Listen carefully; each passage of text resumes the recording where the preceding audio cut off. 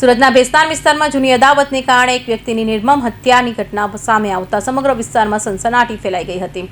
સરસ્વતી આવાસની પાછળ આવેલા ખુલ્લા મેદાનમાં સતીશ મરાઠા નામની વ્યક્તિની હત્યા કરવામાં આવી હોવાનું પ્રાથમિક તપાસમાં સામે આવ્યું છે. ઘટનાની જાણ થતાં જ ભેસ્તાન પોલીસ સહિત ઉચ્ચ પોલીસ અધિકારીઓ ઘટના સ્થળે દોડી આવ્યા હતા અને તપાસનો ગમગમાટ શરૂ કર્યો છે. સુરતમાં ભેસ્તાન વિસ્તારમાં મોડી સાંજે જૂની અદાવત ફરી એકવાર લોહિયાળ બની હોવાનું સામે આવ્યું છે. સરસ્વતી આવાસની પાછળ આવેલા ખુલ્લા મેદાનમાં સતીશ મરાઠા નામના વ્યક્તિ પર જીવલેણ હુમલો કરવામાં આવ્યો હતો.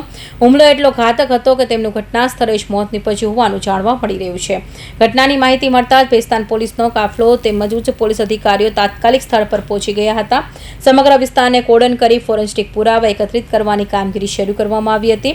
પોલીસે મૃતદેહને પોસ્ટમોર્ટમ માટે મોકલી કાયદેસરની કાર્યવાહી હાથ ધરી છે. પ્રાથમિક તપાસમાં હત્યા પાછળ જૂની અદાવત જવાબદાર હોવાની આશંકા વ્યક્ત કરવામાં આવી રહી છે.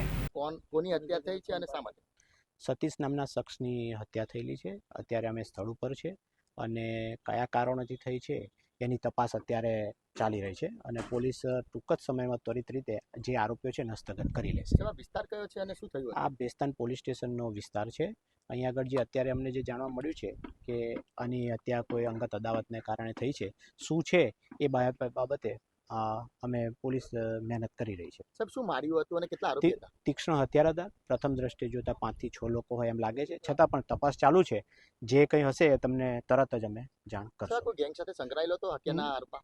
ના, હજુ સુધી અમને તપાસ કરી રહ્યા છે કે કોઈ સાથે સંકળાયેલો હતો કે નહીં. તપાસ હજુ ચાલુ છે.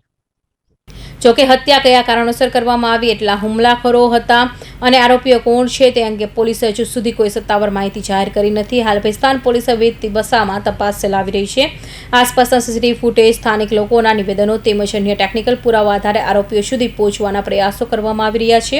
પોલીસ તપાસમાં પૂર્ણ થયા બાદ સમગ્ર હત્યાકાંડનું સાચું કારણ અને ઘટનાક્રમ સ્પષ્ટ થશે. Bureau report, Hind TV news, Surat.